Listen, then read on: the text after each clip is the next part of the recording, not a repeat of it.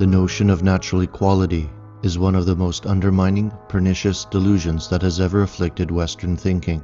It is merely a figment of the imagination, for nature knows no equality.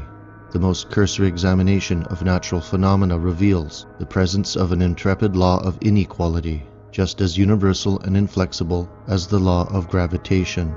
The evolution of life is the most striking instance of this fundamental truth, it being a process of increasing differentiation from the simple to the complex. And the evolutionary process itself is not simply quantitative, it is also qualitative, where successive differentiation invariably engenders increasing inequality. Not only are the various forms of life profoundly unequal in their complexity and capacity, but the individual members within each grouping are similarly differentiated among themselves. Thus, no two men are ever precisely alike. Moreover, individual inequalities steadily increase as we ascend the civilizational scale. The innate differences between members of a low-grade savage tribe are as nothing compared with the abyss sundering the idiot and the genius who coexist in a high-grade society. In this, then, we observe that human evolution also means a process of ever-growing inequality.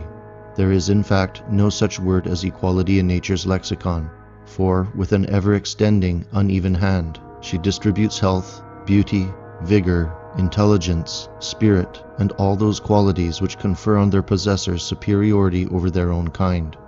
As to both its antiquity and persistency, there can be no doubt. The slogan of equality was raised far back in the remote past, yet, instead of lessening, has never been more loudly trumpeted than today.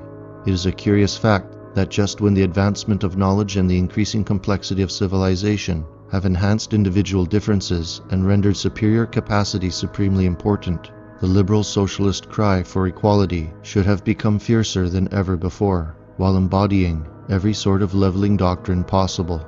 Obviously, this requires a careful examination. Its postulations having no observable evidence in nature, IQ graphs, comparative cultural achievements, and so on, the idea must therefore spring primarily from an emotive reasoning, however much it rationalizes itself through clever argumentation. Being fundamentally emotional, it is impervious to logic, and whenever confronted by hard fact, it takes refuge in mystic faith. For all leveling doctrines, including the various brands of modern socialism, are, in the final analysis, not intellectual movements, but rather religious cults, strikingly shown in the fanaticism of the Paris Commune, the Bolshevik genocides in Russia, and at present in the West's democratized, progressive social tyranny. Furthermore, over the past 30 years, biology and genetic research have refuted practically all of the intellectual arguments on which the doctrine of equality relies, but this has yet to destroy the ideology. Its devoted followers either choose to ignore the science or swear to kill their opponents using whatever Marxist rhetoric of the day is in vogue. Whether it be the faulty postmodern Christian dogma of the equal measure of all souls, human Locke's notion of a blank human slate, the Lamarckian dialectic of social conditioning, or the communist principle of collective economic equivalence, all of these systems are united by a common belief in the supreme importance of the environment, not nature, and therefore ignore heredity altogether.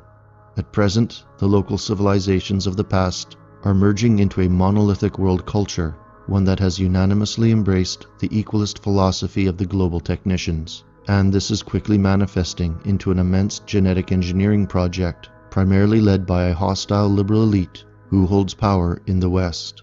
At their disposal is a heavily armed panoptic police state and an indoctrinated public whose gods have been replaced by the religion of equalism. Among this group is a vast army of saboteurs and traitors who are unadaptable, envious, discontented, but filled with an instinctive hatred for European cultures and their historical civilization. Therefore, under these circumstances, we must recognize the present situation as this racially oppressive political class does, that this is a holy war where souls, entire peoples, and even Western civilization itself will either survive the upcoming apotheosis or become utterly obliterated from the living human record forever.